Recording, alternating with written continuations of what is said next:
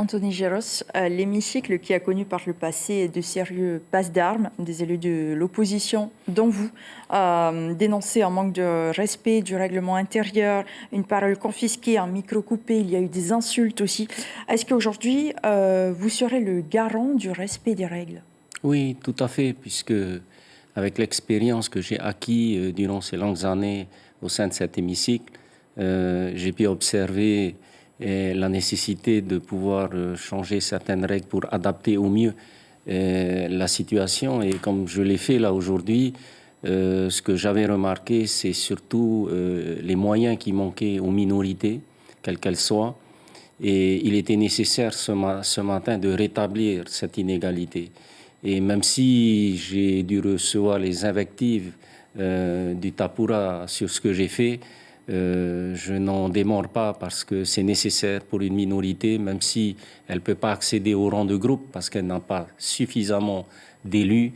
Il faut quand même trouver un moyen pour leur donner les moyens. Mais de quels moyens vous parlez?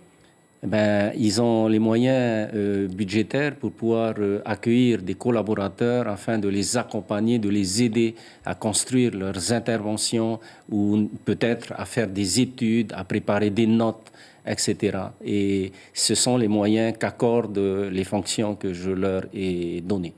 Donc, en les permettant de faire partie du bureau de la présidence de l'Assemblée. Voilà, ça? Tout à fait.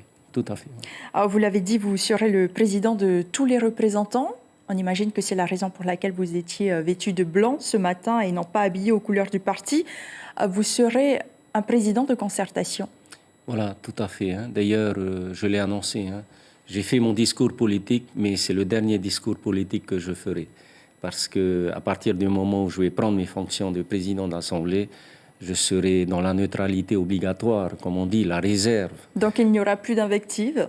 De ma part, non, mais si, peut-être des rappels à l'ordre, parce que c'est le règlement qui l'impose, qui le demande, mais de la part des élus, on va essayer de faire en sorte qu'il n'en ait plus. Vous serez totalement impartial?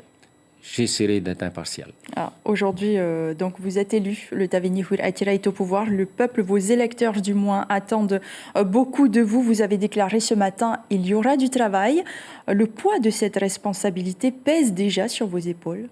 Oui, parce que j'ai eu un petit avant-goût des dossiers qui nous attendent. Et donc, très rapidement, j'attends que le gouvernement se mette en place et puis que les ministres commencent à s'imprégner de ces dossiers pour faire un échange entre l'Assemblée et les ministères pour voir quels sont les dossiers pour lesquels ils veulent qu'on poursuive l'examen et jusqu'à leur adoption et quels sont les dossiers qu'ils souhaiteraient retirer pour réétudier ou complètement annuler. Pour terminer cet entretien, les commissions seront donc renouvelées la semaine prochaine, vendredi très exactement. Est-ce qu'il y aura une ouverture aussi pour les représentants de l'opposition? Le Tapura Houir Attira avait accordé quelques commissions à l'opposition. Est-ce que vous ferez de même? Oui, bien entendu, cela va de soi, même si le règlement ne me l'impose pas.